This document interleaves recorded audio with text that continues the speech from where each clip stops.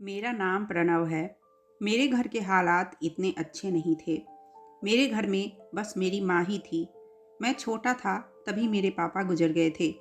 मेरी माँ छोटे बच्चों को ट्यूशन पढ़ाकर हमारा गुजारा कर रही थी। लेकिन मुझे भी एहसास होता था कि मैं अपनी माँ की मदद करूँ। मैं कॉलेज में पढ़ता था। मैं पढ़ाई में काफ़ी अच्छा था। एक दिन मैंने फैसला किया कि मैं भी ट्यूशन पढ़ाया करूँगा। मैंने यह बात अपने कॉलेज के सर को बताई, जो कि मुझे बहुत प्यार करते थे। उन्होंने मुझे बहुत हिम्मत दी। अब मैं शाम को सबके घर जा जाकर ट्यूशन पढ़ाने लगा था। मेरी माँ भी काफ़ी खुश हो गई थी, क्योंकि इस वजह से मैं काफ़ी अच्छा कमा लेता था। दिन गुजरने लगे। एक दिन मेरे सर मुझे कहने लगे, बेटा, मेरी एक बेटी है जो कि 10वीं क्लास में पढ़ती है। अगर तुम उसे पढ़ा दोगे तो मैं तुम्हारा एहसानमंद रहूँगा। मैं भी हैरान हुआ, क्योंकि वह तो खुद एक टीचर थे। वह अपनी बेटी को खुद भी पढ़ा सकते थे। लेकिन कहने लगे, मेरी बेटी बहुत शरारती है, मुझसे पढ़ती नहीं है। अगर तुम मेरी बेटी को पढ़ा दोगे तो मैं तुम्हें काफ़ी अच्छे पैसे दे दिया करूँगा। उनकी बात सुनकर मैं भी खुश हो गया। फिर मैं उनकी बेटी को ट्यूशन पढ़ाने के लिए राजी हो गया। मैंने कह दिया, ठीक है सर, कल से मैं आपके घर आ जाया करूँगा। लेकिन सर बोले, आज से ही आ जाना। मैंने कहा, ठीक है। जैसे ही मुझे छुट्टी मिली मैं उनके घर गया। उन्होंने मुझे हॉल में बैठाया। कहने लगे, मैं अपनी बेटी का भी भेजता हूँ। मैंने थोड़ी देर इंतजार किया। कुछ देर बाद उनकी बेटी आ गई। जैसे ही वो आई, उसको देखकर मैं पल के झपकाना भूल गया, क्योंकि वह तो बहुत खूबसूरत थी।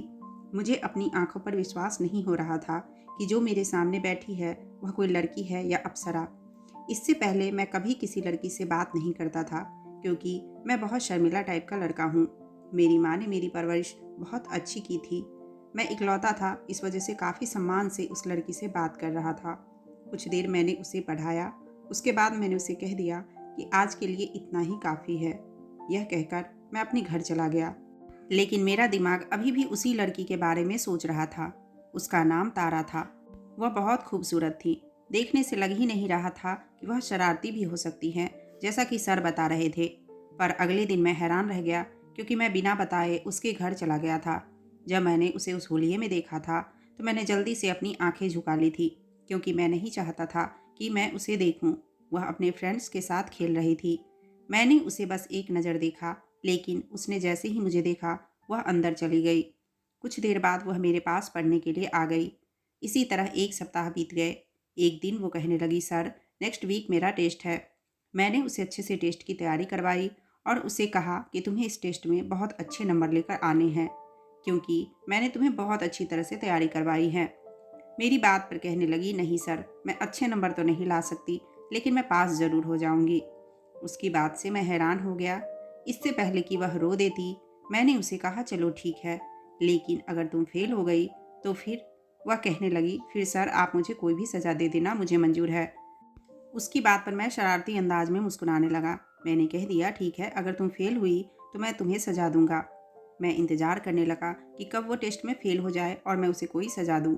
ना जाने क्यों मुझे तारा को तंग करने में काफ़ी मज़ा आने लगा था। फिर अगले दिन भगवान ने मेरी सुन ली। वो टेस्ट में फेल हो गई। मेरा दिल खुशी से उछलने लगा, लेकिन मैंने बनावटी गुस्सा अपने चेहरे पर सजाया और तारा से कहने लगा, यह तुमने क्या कर दिया? मैंने तुम्हें इतनी अच्छी तैयारी करवाई थी, लेकिन तुम टेस्ट में फेल हो गई। वो कहने लगी, सर आप मुझे जो भी सजा दें मुझे मंजूर है, पर मैं पढ़ा हुआ सब कुछ भूल गई, मैं क्या करूं? वो बहुत मासूमियत से मुझे कह रही थी। मैंने उसे कहा कि मैंने तुमसे कल क्या कहा था? कहने लगी, आपने कहा था कि अगर मैं फेल हो गई तो आप मुझे सजा देंगे। मैंने उसे कहा कि ठीक है, फिर क्या सज़ा चाहिए? वह कहने लगी, आप मुझे जो भी सजा दे मुझे मंजूर है। उसकी मासूमियत और खूबसूरती पर मेरा दिल बहकने लगा था। मैंने उसे एक नज़र देखा। हम दोनों के अलावा वहाँ कोई भी मौजूद नहीं था। मेरे साथ इतनी खूबसूरत लड़की मौजूद थी और उसकी सुंदरता को देखकर मेरा दिल बहकने लगा था। दिमाग में अजीब अजीब से ख्याल आ रहे थे। मेरे ऊपर शैतान सवार हो गया था। मैंने उसे धीरे से कहा, तो फिर ठीक है, मेरे पास आओ, मैं तुम्हें सजा देना चाहता हूँ। तारा बहुत ही मासूम थी। वह मेरी बात मान गई। वह मेरे पास आकर बैठ गई। मैंने उससे पूछा, तुम कितने साल की हो? वह कहने लगी, मैं तो 16 साल की हूँ। वह 16 साल की थी और मैं 22 साल का था।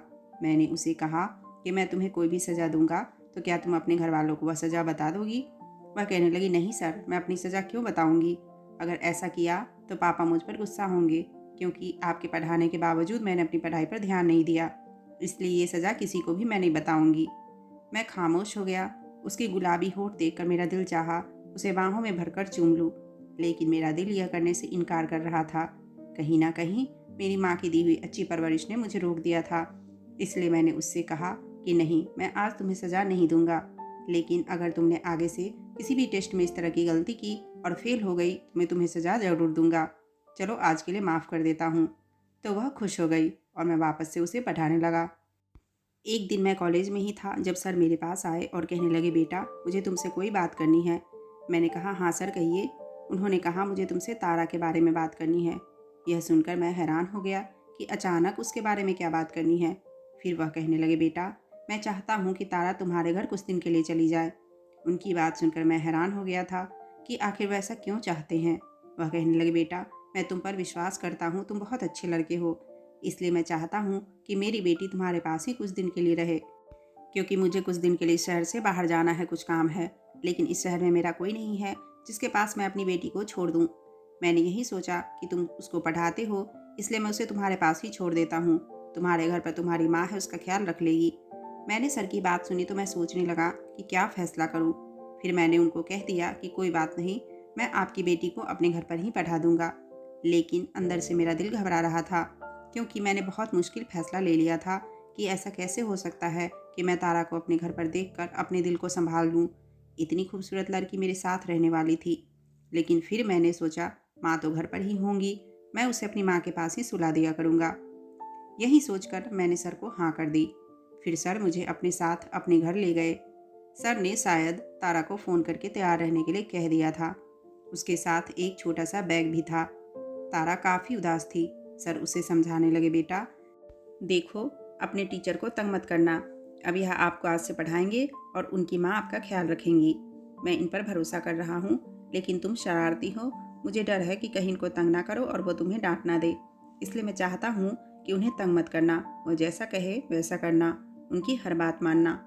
तारा कहने लगी, ठीक है पापा, मैं सर को शिकायत का मौका नहीं दूंगी और उनको तंग भी नहीं करूंगी। इस तरह मैं तारा को अपने घर लेकर चला गया। मैंने अपनी बाइक पर तारा को पीछे बैठा लिया और उसका बैग मैंने अपने आगे रख दिया था। तारा आराम से बैठ गई। उसने एक हाथ मेरे कंधे पर रख दिया था तो मुझे कुछ अजीब सा महसूस होने लगा था। मेरा दिल धड़क उठा था। मैं जितना चाहता कि उस लड़की से खुद को दूर रखूं, उतना ही मेरा दिल उसकी तरफ खींचने लगा था। लेकिन मैंने खुद पर काबू पाया और उसे अपने घर लेकर गया। माँ ने उसे देखा तो बहुत हैरान हो गई। मैंने माँ को सारी बात बता दी। माँ कहने लगी, इधर आओ बेटा, मुझे तुमसे कुछ बात करनी है। मैं माँ के रूम में गया तो कहने लगी, बेटा तुमने यह क्या कर दिया? तुम जानते हो ना कि तुम्हारी मौसेरी बहन की शादी है, वहाँ मुझे जाना है। शादी दूसरे शहर में है, मैं 3-4 दिन के लिए जाऊँगी, और अब तुम तारा को लेकर आ गए हो तो वह अकेले कैसे रहेगी?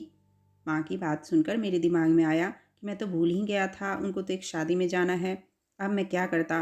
मुझे काफ़ी अजीब लग रहा था। लेकिन मैंने खुद को समझाया और माँ को कहने लगा, अब ऐसा तो नहीं कर सकते कि उसको वापस भेज दूँ, क्योंकि तारा के पापा चले गए हैं और अगर मैंने सर को अब इनकार किया तो उन्हें अच्छा नहीं लगेगा। इसलिए ऐसा करते हैं कि आप चले जाइए, मैं तारा को संभाल लूँगा। वह बहुत ही अच्छी है, मुझे कोई दिक्कत नहीं होगी। माँ कहने लगी, नहीं नहीं, ऐसा नहीं कर सकते, मोहल्ले के लोग बातें बनाएंगे। मुझे गुस्सा आ गया। मैंने कहा, आप मोहल्ले वालों की बातों पर कब से विश्वास करने लगे? आपको पता है ना कि मैं कैसा हूँ? आपको अपने बेटे पर भरोसा नहीं? आप ऐसा करो, आप आराम से शादी में जाओ, सब कुछ मुझ पर छोड़ दो। आपकी परवरिश पर कभी दाग नहीं लगने दूंगा मैं। मेरी माँ मुझ पर विश्वास करके शादी में चली गई। अब इस घर में मैं और तारा थे। वह मुझसे पूछने लगी कि सर आपकी माँ कहाँ है? मैंने कहा, शादी में गई है, आज रात को आ जाएंगी। मैं तारा को पढ़ाने लगा। वह कहने लगी, सर कल तो छुट्टी है, मुझे स्कूल नहीं जाना, इसलिए बाकी का आप मुझे कल पढ़ा देना। मैंने उसे कहा कि ठीक है, तुम सो जाओ, मेरी भी कल छुट्टी है, तुम्हें कल पढ़ा दूंगा। वह कहने लगी, ठीक है सर। लेकिन फिर अचानक ही उसे मेरी माँ का ख्याल आया। फिर से कहने लगी, सर आपकी माँ तो अभी तक नहीं आई, वह कहाँ है? मैंने उसे बहाना बनाया और कह दिया कि माँ रात को आ जाएंगी। उसे मेरी बात पर विश्वास हो गया, लेकिन अंदर से मैं बहुत परेशान था, क्योंकि मुझे अब लगने लगा था कि मुझे ऐसा नहीं करना चाहिए था। मुझे उससे झूठ नहीं बोलना चाहिए था, लेकिन मैं मजबूर था। मैं नहीं चाहता था कि तारा को पता चले कि हम इस घर में दोनों अकेले हैं और उसके दिल में मेरे लिए शक पैदा हो जाए।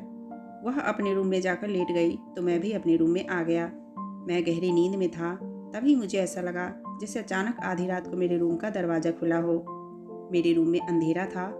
मुझे ऐसा महसूस हुआ जैसे कोई मेरे बिस्तर पर आकर लेट गया हो। यह देखकर तो मेरे होश उड़ गए थे। अचानक मुझे तारा का ख्याल आया। मैंने जल्दी से उठकर अपने रूम की लाइट ऑन कर दी, लेकिन जैसे ही मेरी नज़र तारा पर गई तो मैं हैरान रह गया। मेरे बिस्तर पर वह लेटी हुई थी। मैंने कहा, यह क्या हरकत है? तुम यहाँ क्या करने आई हो? अपने कमरे में जाओ। वह कहने लगी, सर बुरा मत मानना, लेकिन मुझे अंधेरे में और अकेले घर में सोने की आदत नहीं है। मैं कभी अकेले नहीं सोई। जब भी सोती हूँ पापा के रूम में ही सोती हूँ। मैंने अपना बेड पापा के रूम में ही लगा रखा है। मैं अकेले नहीं सो सकती, इसलिए मैं आपके पास सोऊंगी।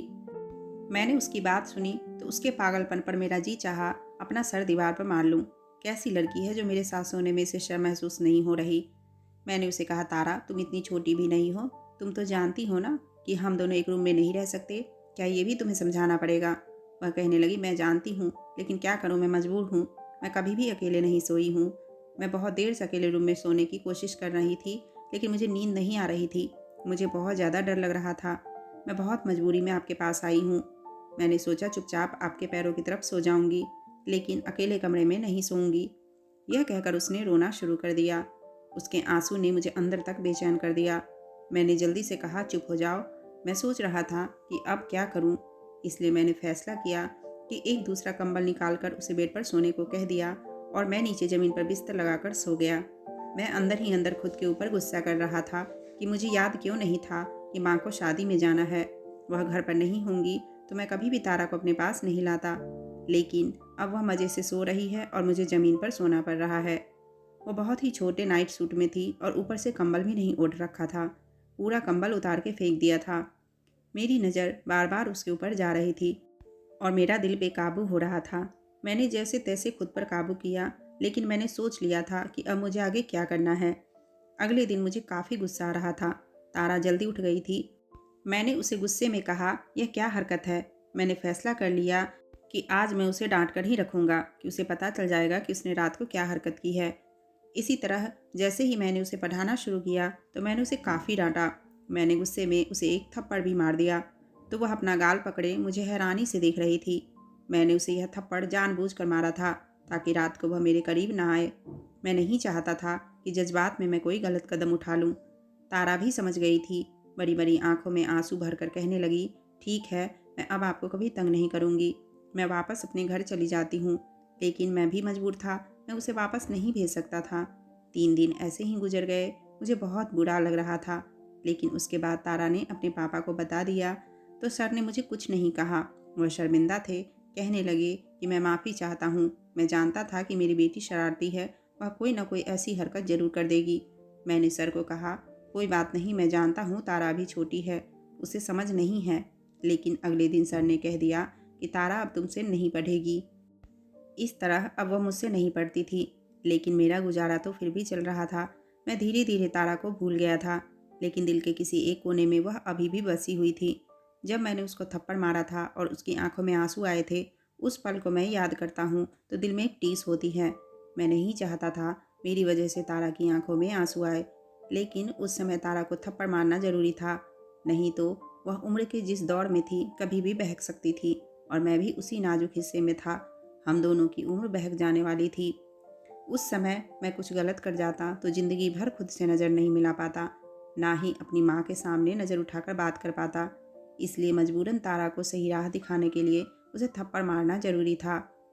5 साल इसी तरह गुजर गए। जब एक दिन मुझे पता चला कि अब वह कॉलेज में पहुंच गई है तो मैं बहुत हैरान हुआ। एक दिन अचानक मेरी नज़र कॉलेज के गेट पर तारा पर पड़ गई। मैं उसकी खूबसूरती को देखकर हैरान हो गया। वह छोटी और शरारती नहीं रही अब, बल्कि बड़ी और समझदार बन गई थी। उसे कॉलेज की हवा लग गई थी। कुछ लड़के उसके आसपास खड़े थे और उससे बातें कर रहे थे। मैंने एक नज़र उसे देखा, शायद वह भी मुझे पहचान गई थी, लेकिन वह मेरे पास नहीं आई। मैं बहुत हैरान हुआ कि ऐसी भी क्या नाराज़गी कि वह मेरे पास नहीं आई। कितने दिन इसी तरह गुजर गए। मेरा दिल तड़प रहा था। दिल में दबी हुई तारा के लिए मोहब्बत फिर से मचलने लगी थी। मैं अब उसे रोज़ देखता था। उसके पास वहीं 3-4 लड़के होते थे जो उसके दोस्त थे, और यह मुझसे बर्दाश्त नहीं हो रहा था। मजबूरन एक दिन मैं तारा के पास चला गया। उसे कहने लगा कि क्या तुमने मुझे पहचाना? उसने मेरी बात का जवाब नहीं दिया। मैं बहुत गुस्से में था। उसका हाथ पकड़कर एक साइड में ले गया। वह कहने लगी, यह क्या हरकत है? मैंने उसे कहा, तुम मुझे इग्नोर करती हो, इसलिए मैं यह हरकत करने पर मजबूर हो गया हूँ, इसलिए चुपचाप मेरी बात सुनो। तारा कहने लगी, मैं जानती हूँ, मैंने तुम्हें बहुत तंग किया था। उसकी बात सुनकर मैं हैरान हो गया। मैंने कहा, मैंने तुम्हें पढ़ाया, तुम इसका बदला ऐसे लोगी? मेरी तुम बहुत इज्जत करती थी, लेकिन अब मुझसे ऐसे बात करोगी? कहने लगी, हाँ, उस वक्त तुम मेरे टीचर थे, लेकिन अब तो मेरे कुछ नहीं लगते हो। जिनको मैं नहीं जानती मैं उससे ऐसे ही बात करती हूँ। मैं बहुत परेशान हो गया कि उससे माफ़ी कैसे मांगूं। फिर एक दिन मैंने उससे माफ़ी मांग ली। मैंने उसे कहा कि उस समय मेरा तुम पर गुस्सा करना बहुत ज़रूरी था। अगर तुम पर गुस्सा नहीं करता तो बहुत कुछ गलत हो जाता। तुम और मैं उम्र के जिस हिस्से में थे वह उम्र बहुत ही नाजुक होती है। जरा सी गलती हम दोनों को बर्बाद करके रख देती। इसलिए मजबूरन मुझे तुम पर गुस्सा करना पड़ा और तुम पर हाथ उठाना पड़ा था, क्योंकि यह कोई छोटी बात नहीं थी कि एक जवान लड़का और लड़की इस तरह एक साथ सोए। मैंने इसीलिए गुस्सा किया था कि तुम गुस्सा होकर मुझसे अलग सोना शुरू कर दो। मैं भी एक लड़का था, कब तक खुद पर कंट्रोल करता। मैं नहीं चाहता था कि मैं तुम्हारे साथ कुछ गलत करूं, और सच तो यह है कि मैं तुम्हें धीरे धीरे चाहने लगा था। तुमसे मोहब्बत हो गई थी मुझे। मेरी बात सुनकर वह खामोश थी, कुछ भी नहीं बोली थी, लेकिन उसकी आंखों की चमक मुझे बता रही थी कि वह मेरी बात सुनकर खुश हो गई थी। शायद वह भी मुझसे प्यार करती थी।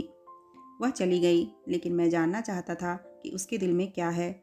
शायद उसे गलती का एहसास हो जाए और वह मुझसे माफ़ी मांगने आए। पर दिन ऐसे ही गुजरने लगे।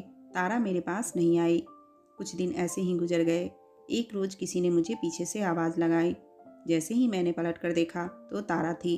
वह मेरे पास आई और कहने लगी, मुझे माफ़ कर दो, मुझे यह सब कुछ नहीं करना चाहिए था, लेकिन मैं क्या करती। मुझसे आज तक किसी ने ऐसे बात नहीं की थी जिस तरह तुम बात करते थे। तुमने मुझे पढ़ाया, इसके लिए तुम्हारा बहुत बहुत धन्यवाद। लेकिन मैं बहुत नाजुक थी। मेरे पापा ने कभी भी मुझसे ऐसे तेज़ शब्दों में बात नहीं की थी, लेकिन तुमने तो उस दिन मुझे थप्पड़ मारा था। तब से ही मैंने फैसला कर लिया था कि मैं अपने पापा को बता दूंगी और तुमसे अब नहीं पढ़ूंगी। उसकी बात सुनकर मैं थोड़ा मुस्कुराने लगा। अगले ही दिन मैंने अपनी माँ को अपना रिश्ता लेकर तारा के पापा के पास भेज दिया। मेरे सर को भी इस रिश्ते पर कोई ऐतराज़ नहीं था। वह खुशी खुशी इस रिश्ते के लिए राजी हो गए। ठीक 2 महीने बाद तारा मेरी दुल्हन बनी मेरे कमरे में बैठी थी और मैं उसके सामने बैठा उसको निहार रहा था। वह शर्म से अपने आप में सिमटती जा रही थी। मैंने उसका हाथ थामते हुए कहा, तारा, अब तुम पूरे अधिकार के साथ मेरे बिस्तर पर मेरे साथ मुझसे चिपक कर सो सकती हो, क्योंकि अब तुम मेरी पत्नी हो।